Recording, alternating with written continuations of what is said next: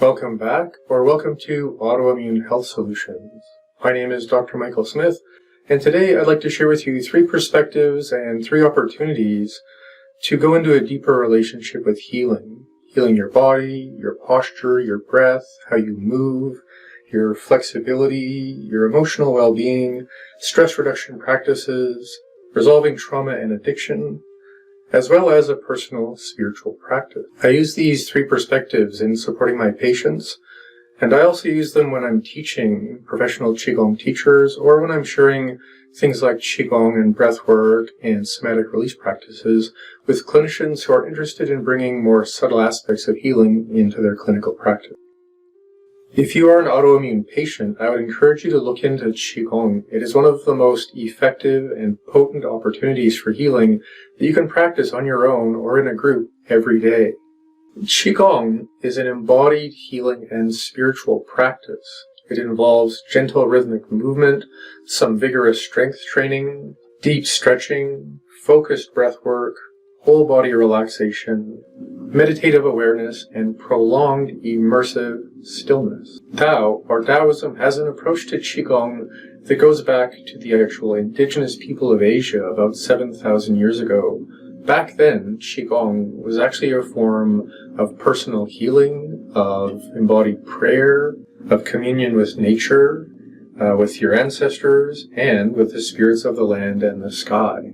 In Taoism, Qigong is about developing a tangible and consistent relationship with your 3 most essential resources, which we call Jing, Qi, and Shen.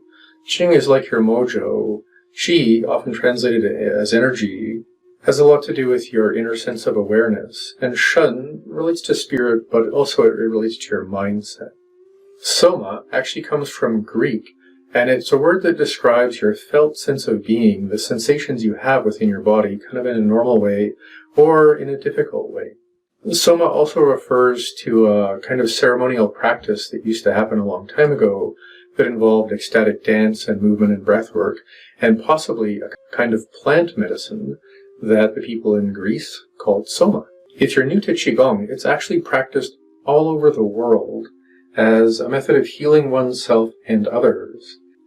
A typical Qigong class would look something like this. It would include at least some, if not all, of the following opportunities. First is a standing practice where you would be reaching and bending and leaning and turning and twisting to open up all of your muscles and joints and nerves, to become more aware of your posture and your skeleton, and to stretch out something called fascia, which is a deeper connective tissue that is actually the biggest focus of acupuncture.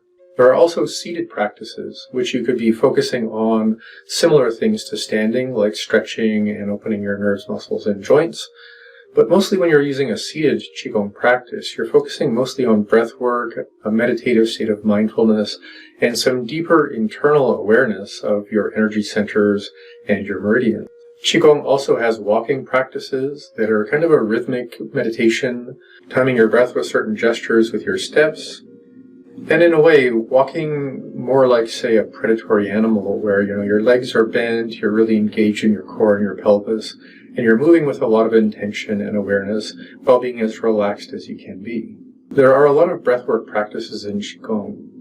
Some originated with the indigenous shamanic practices in Asia, some of them come from the Daoist monastic traditions, and others come from the Shaolin martial arts and monastic traditions from China as well. These breathwork practices can cover everything from self-regulation to deep release of trauma and distress, to transforming inner blockages, all the way into practices that relate to visionary practices and what we call awake dreaming.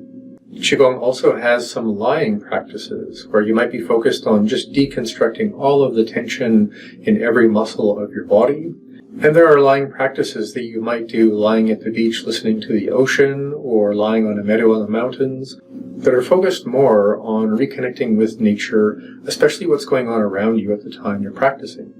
In modern Qigong, one of the biggest opportunities is to become more somatically aware. Again, aware of that felt sense of your body, and to use your regular Qigong practice to deconstruct the way you've learned to hold on to yourself, and in a way, re-inhabit yourself with a more conscious sense of posture, movement, and I guess you would call it poise, or the way you kind of enter into a room and feel yourself occupying space. Qigong also has floor work, or, similar to yoga, where you'd be sitting or lying on a mat doing the deepest stretching, the deepest breath work, some core strength reconditioning, and just basic rehabilitation of your body in the safest way, which is, again, just sitting on the floor. Daoist Qigong, originally called Dao Yin, the focus is actually, in a way, on imitating nature, in the sense that there's what's coming down from the sky, there's what's coming up from the earth or the land, and then there's all of the life in between. And that orientation to Qigong practice is called San Dao, or the Threefold Path. In that path, there is the Dao of earth, or your body, and that's focused mostly on your physical experience. And then we have the Dao of beings, and that has a lot more to do with the energetic give and take or subtle experiences of life that allow us to be more conscious in our relationships with others, our relationship with ourselves, and in a subtle way, our relationship with the natural world and animals and plants. And it's a very subtle approach to becoming more aware. And then there is the way of the sky, or the way of heaven, and that relates much more to your experience of consciousness and how it is you navigate the world in that way. So I'm going to look at these three in a little bit more detail, just to give you a sense of how to be more practical with them.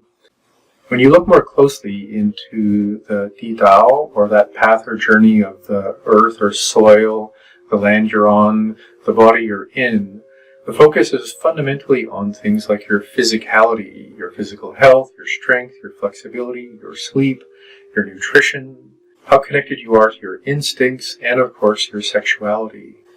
When you look more closely into the Tao of beings, the focus is mostly on your sense of belonging. Now that could be to your friends and family, it could be to your community, it could be to the world around you, and of course with nature. Practically, this has a lot to do with your experience and your awareness of the subtle energies of life, what we call Qi.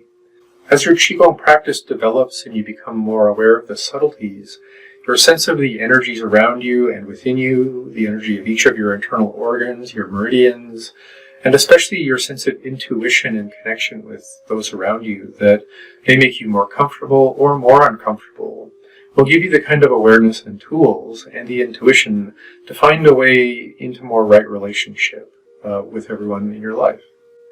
When we look into the Tian Dao, the Dao of sky or heaven, the focus is mostly on what people would call spirituality, and perhaps for some people, religion.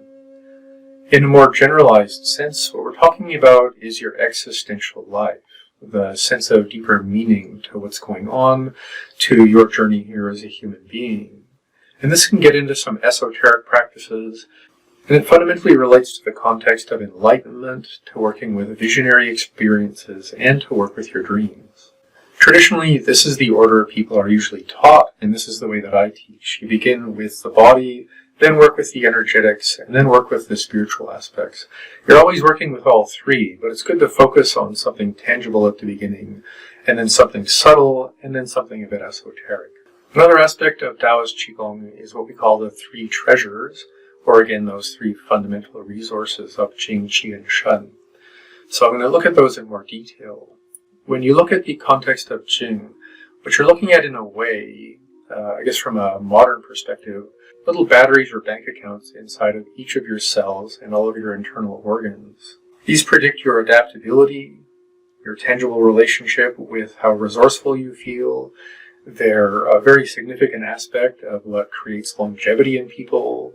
And in the long term, having a tangible relationship with Jing and cultivating that aspect of your life will actually help you a lot with your longevity and how healthy you are throughout the entire span of your life.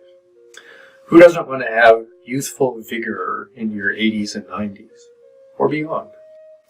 When you look more closely at the concept of Qi, or energy, what you're really looking at are more subtle aspects of circulation that we don't often see or think about, or perhaps as yet, in scientific terms, know about.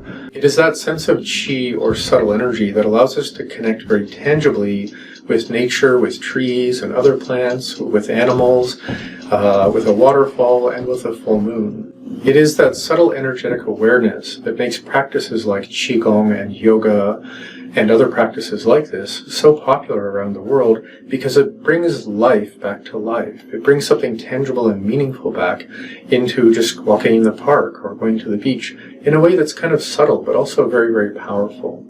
It is your awareness of Qi that in the long term gives you the ability to either heal yourself or potentially heal others.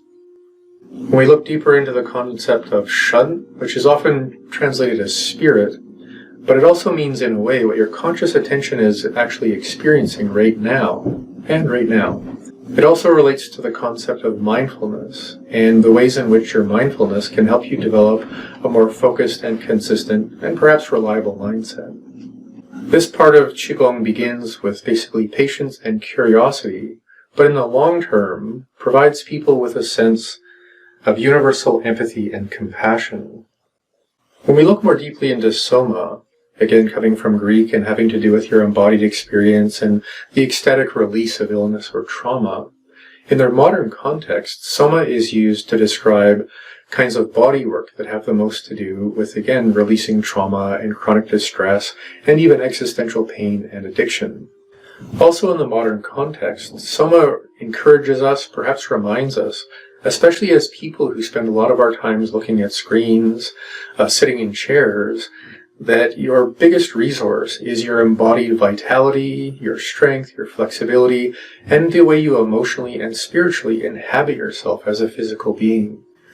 In a practical way, Soma is an invitation for all of us who may need it to connect with our practice, connect with our healers around the opportunities and sometimes the needs to completely free ourselves of our past. For those people with previous trauma who suffer from PTSD, and for those who experience addiction, Soma is a reminder and an encouragement to find ways to release that existential pain that may keep us trapped kind of in and out of our body at the same time. Another reason I focus on this idea of Soma and trauma is that as a teacher of Qigong teachers, I want to make sure that everyone that I train is not only a trauma-informed Qigong teacher, but a trauma-effective teacher at helping people very gradually release the trauma and or the chronic illness or the distress that they carry in their bodies every day. In my work as a clinician, especially when I'm working with people with PTSD and addiction, I'm also very excited that in the modern world, we're returning to the indigenous practice of using plant medicines and other medicines to help people transcend their deepest wounds, especially their addictive habits, so that they can return to a meaningful and healthy life. Given that information, is Soma Dao Qigong something that you're looking for? If you have a personal Qigong practice and you're looking for other skill sets, more advanced practices, more specific forms of breathwork and meditation, I encourage you to check this out. If you are a clinician or a healer and you're looking for other resources, especially things that are subtle, to include in your practice when helping others, again, take a look at what's offered in this program. A lot of it has to do with very, very specific approaches to healing. If you are a patient, especially a person with chronic illness, I would encourage you to look into Qigong. I offer a Qigong training program, and there'll be a link below. But I would really encourage you to look at Qigong. In the earliest textbook of Chinese medicine that we still have today, it actually says that Qigong is the highest level of preventative medicine available in the world, which is pretty cool. If you're thinking of becoming a certified Qigong teacher, I offer a 3-phase course in becoming a Qigong teacher. Again, there'll be a link below. And there's a 200-hour, a 350-hour, and a 500-hour approach to becoming a professionally certified teacher. So, thanks for watching, and in the next video I'm going to speak to, in detail, the 3 phases and the 10 levels of becoming a Qigong teacher. So, thanks again, and have a great day.